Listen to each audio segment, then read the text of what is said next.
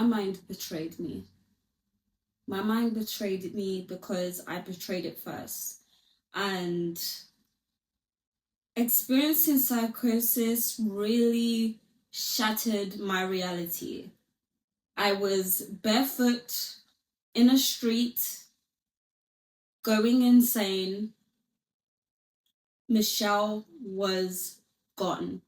So believe me, I know how mental health can get.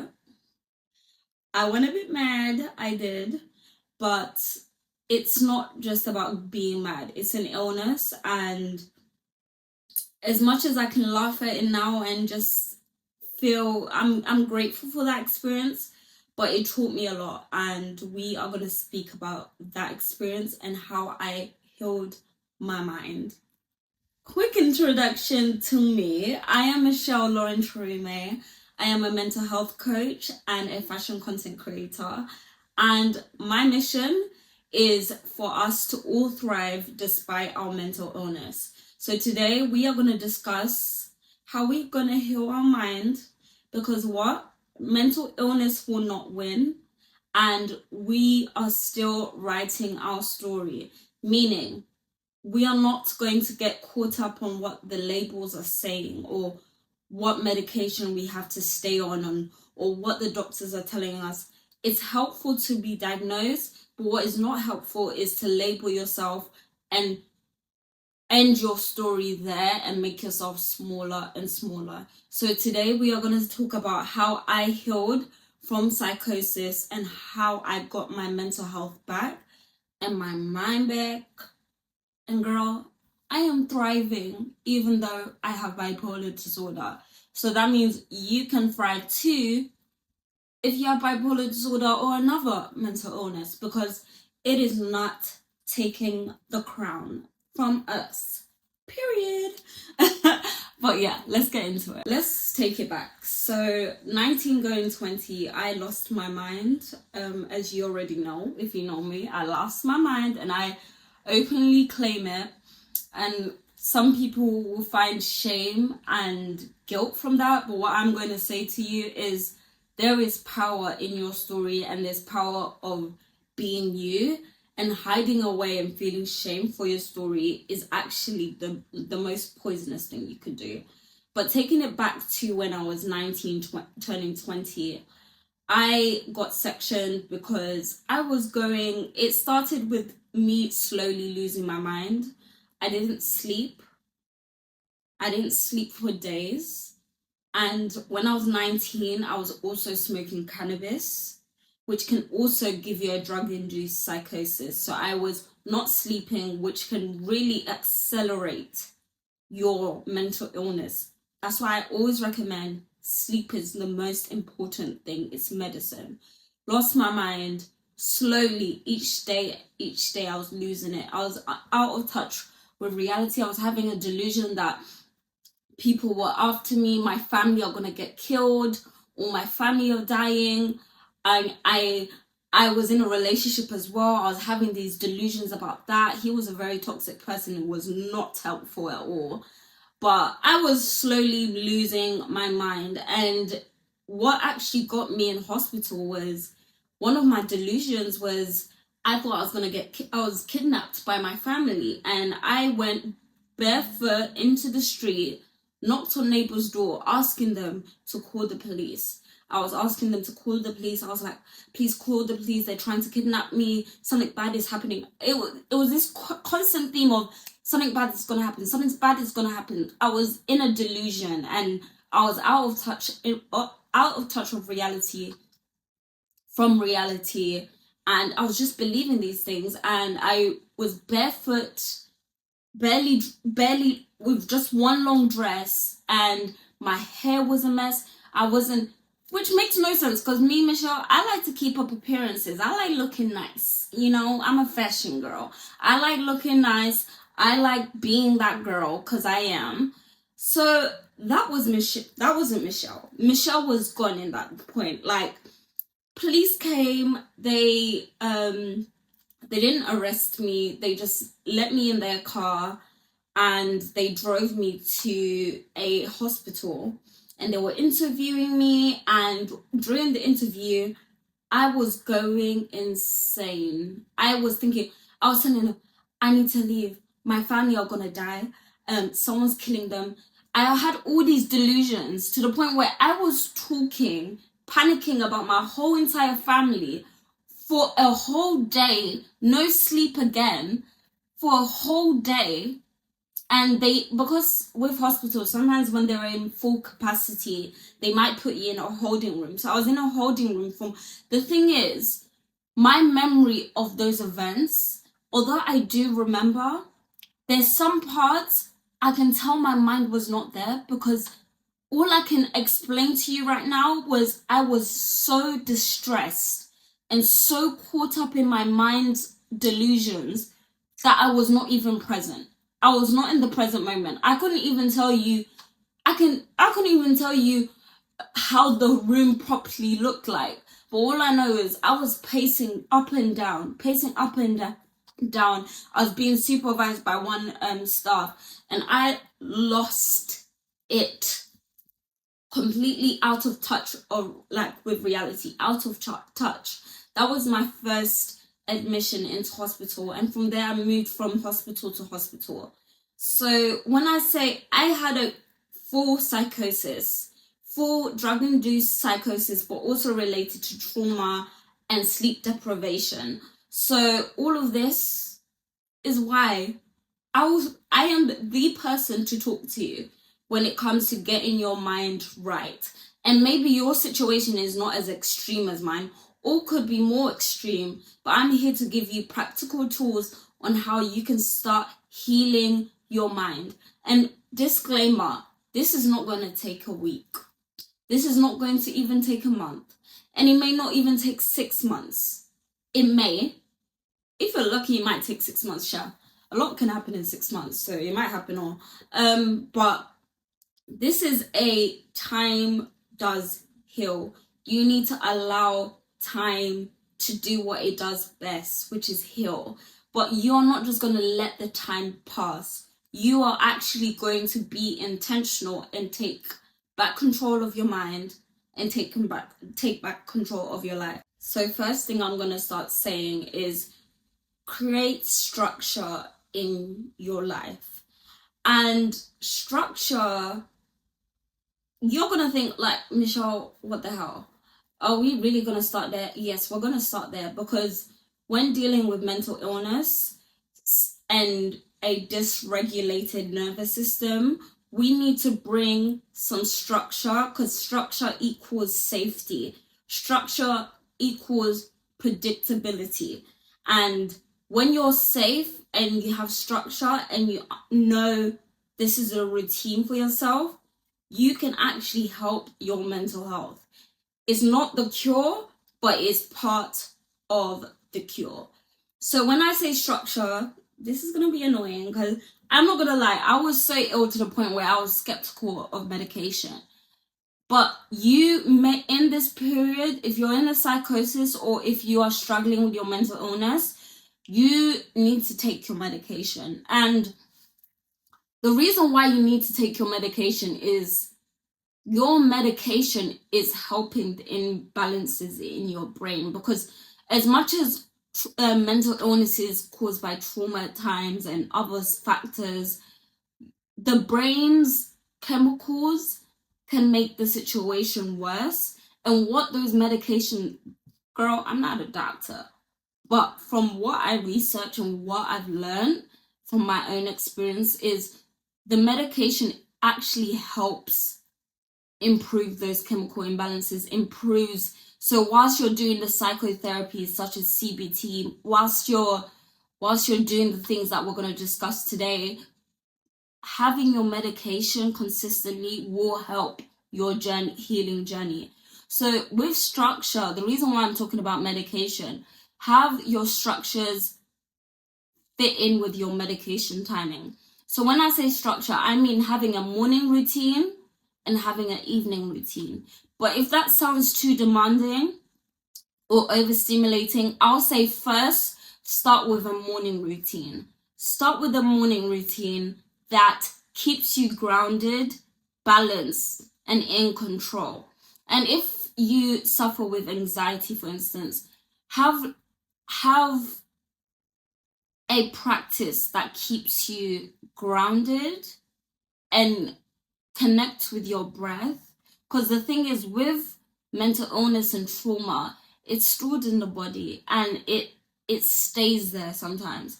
So if you, like, for instance, are suffering with anxiety, this is an example, you could do a morning meditation for just 5 minutes, or do a box method breathing in your morning routine. And your morning routine doesn't have to be as long as mine. Mine is like about an hour, 30 minutes, which could be too much for someone who has a busier schedule.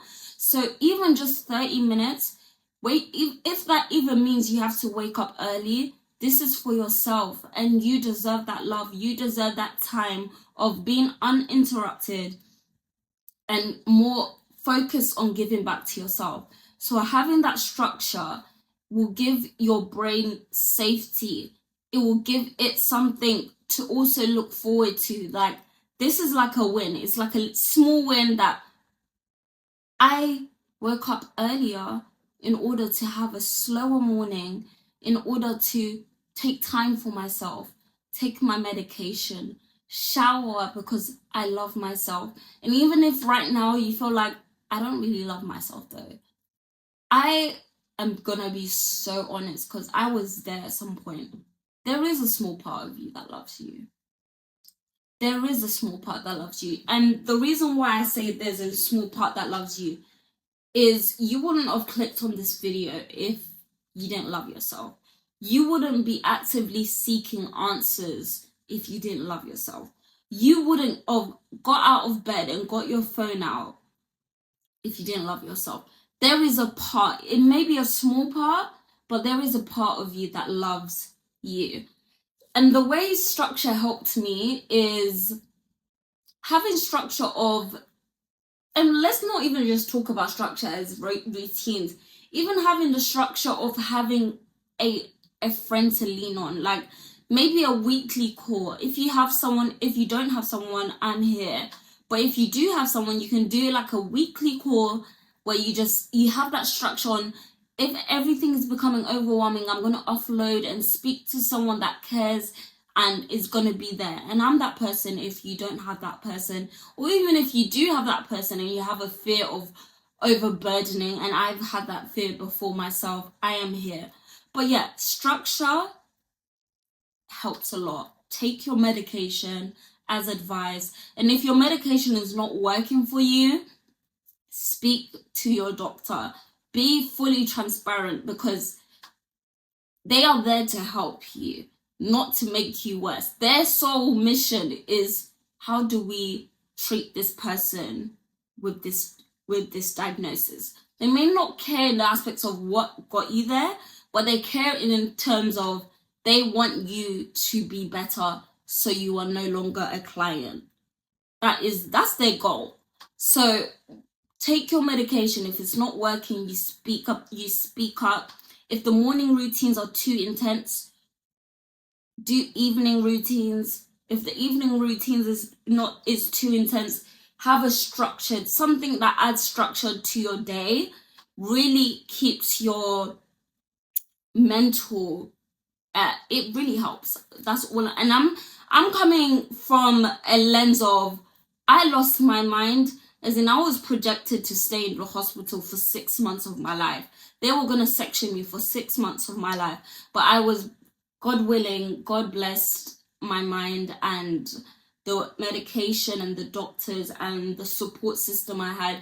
It was only 3 months. But I am being so transparent with you. Structure really helped me when I came out of a hospital. I am so clumsy. I spilt my tea. So if my makeup is streaky and you see that, just let's act like it didn't happen, okay? So the next thing we're going to speak about is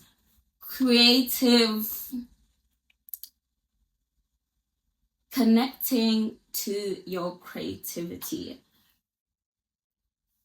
And this can look different for a lot of people, and I am very aware of that. But for my lens, what actually kept me going in hospital is I love fashion content creating, and I've been doing it since I was 18, 17, 18. And what really healed me was that thought of, I'm gonna go back home, I'm gonna create content, I'm gonna do what I want to do. And that really kept my spirits up. And although I couldn't express it in the hospital, as soon as I got out, let me be honest with you, fashion and content creating really helped me. When you express your God-given creative abilities, you are unleashing the divinity within yourself. Like, that divine power of creativity is only God-given. The creator of the world was a creative. So using your creativity allows you to connect to your soul, your spirit, your being, your mind. Because when you unleash your creativity, it's like you're expressing those emotions and the trauma and the things that are stuck in your body. You are able to express that through your creative abilities. For me, it's creating content, it's writing poems, writing. Even when in my second admission in hospital, I would write poems. They were very disorderly, like my thoughts at the time, but it was a way for me to create and express myself. And you're thinking, how does that take you out of psychosis and heal your mental health? Like, how is that part of the program? It's part of the program because the whole, how can I say it? With the reason this helps your mental illness, it's a part of you. Like, the solution to actually, let me not go there. The solution of life is you. Like, it all starts with you. Like, you have so much power that I really want you to know that you have so much power. And just because you've lost your mind or you're suffering with mental illness, it does not mean you don't have power. It does not mean you're a weak person. You are qualified. You are powerful. You are amazing. And we want to, even if you don't have to share your creativity like I do, even if you just share it with friends or look at it yourself, there is a power in that. Creating in a state flow, there's a mindfulness element to it. And mindfulness is another tool that really helps mental health. So when it came to my healing journey, as much as medication and therapies were a very big part of that, structure and unleashing my creativity were a very major part of me healing. And in hospital, I was writing things that didn't make sense. I was still putting outfits together in the psych ward. I was ordering things to my house, even though I wasn't there to collect them. I was ordering ring lights. I did go on a bit of a splurge, but I ordered ring lights, video lamps. I ordered a bunch of clothes to start creating in when I'm out of hospital. And these things bring you joy. Like, when you start investing in your creativity and investing in things that bring you joy, it really heals something in you. It heals your inner child, because your inner child wants you to be happy.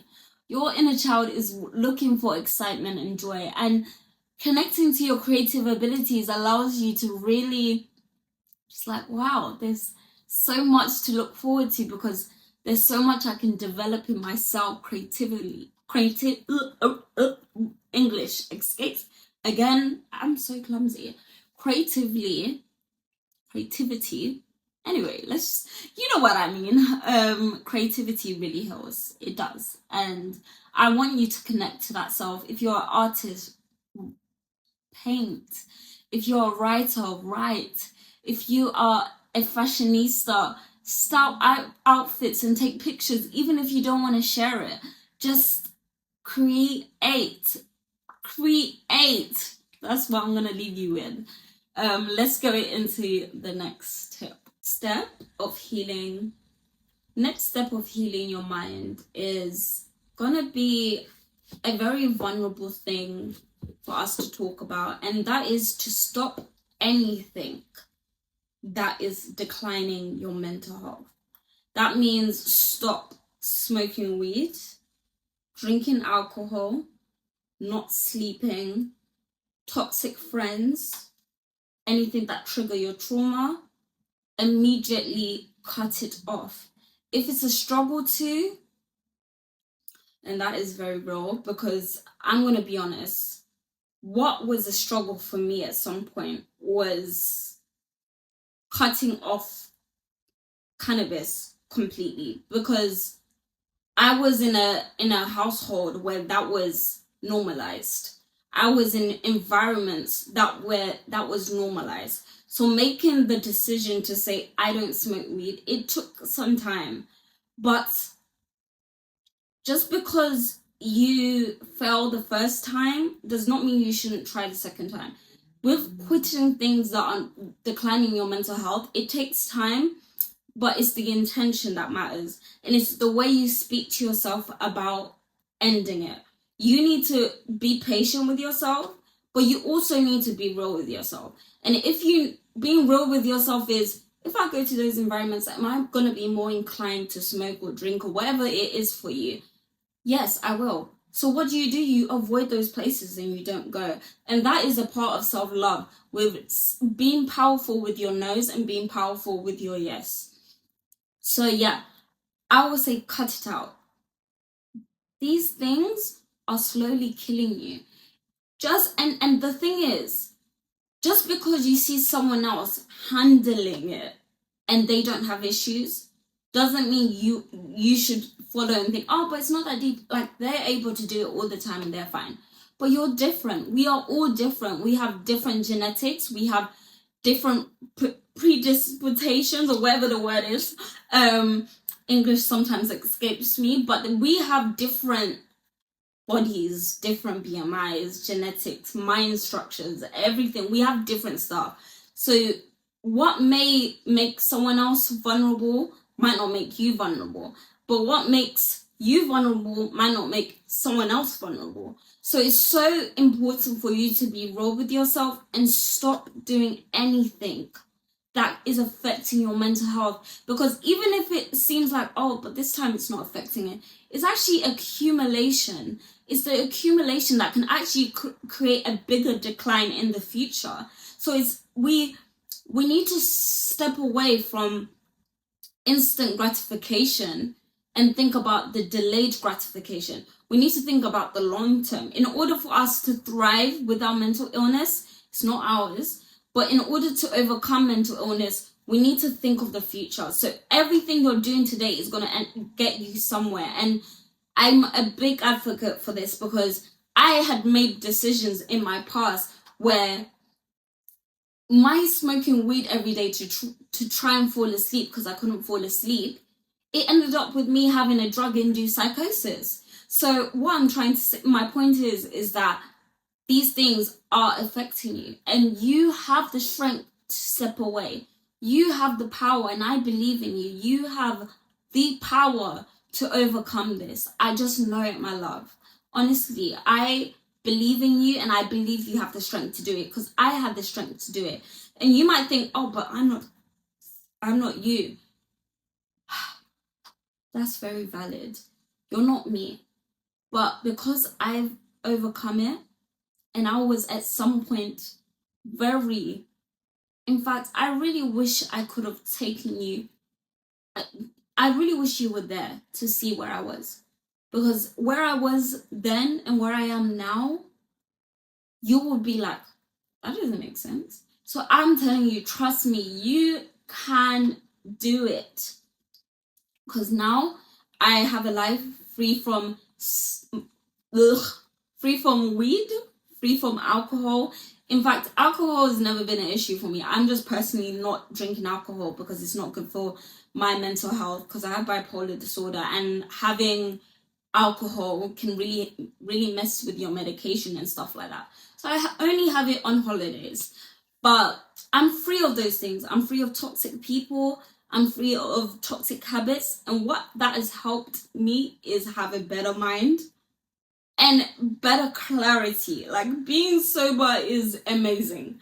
Being free from weed, alcohol is amazing. And I really feel like even if you are not vulnerable to those things, I would really recommend trying to just be sober completely.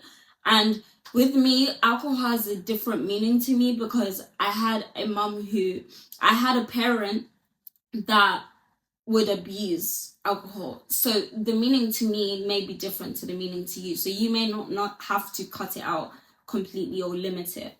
But yeah, I want you to know, let me put my tea down. I want you to know that although it sounds like a lot that I said, and I don't want to overload you, but I really care and I want you to thrive. But what I will say is, it does take time. It does take time, but the main thing is to be intentional. Be intentional, and over time, even the small actions you do daily, it's going to get you somewhere, and it's going to be beautiful. If you follow these steps and you follow what your care team, or if you don't have a care team, try. If you are not diagnosed with mental illness but you feel like you have mental illness, or if you were diagnosed ages ago but you haven't been following up with the doctor, I highly recommend, not recommend, kindly request you to make sure you are in contact with your doctors, psychiatrists, care team, doctor, wherever you may be. Please, it's so essential, because it is a very hard road. And I only got through with what I just mentioned today: support systems, medication. So it's a thing where it doesn't take just one thing. Like, even what we've discussed today, it won't work properly if you're not taking your medication. And just because you're taking medication doesn't mean you're going to take it forever. For some people, it is forever. For me, I had to take medication for a long time, a very long time. But for you, it might not be like that. Or for if you're like me, it may be a long time, but it's helping you. Like, all these things work together. It's like a potion, right? It's like this mixture will make, boom, the magic, which is us healing and thriving. But thank you for watching my channel. If you want to hear more about mental health, self-improvement, thriving, reaching greatness, that's a lot at once, please follow. And a call to action I would say is, thank you for watching. I love you all dearly. I want you to thrive. I want you to win. And if you want to work together, please connect with me, because I just want you to win, because I want us to thrive. We are going to overcome mental illness. And if you made it this far, comment below, I want to heal. And I guys, I believe in you. I really believe in you. And even you making this far, I can tell that you are eager to heal. You will win. I love you, and God bless you. I'm sending peace and joy your way, and thank you for watching.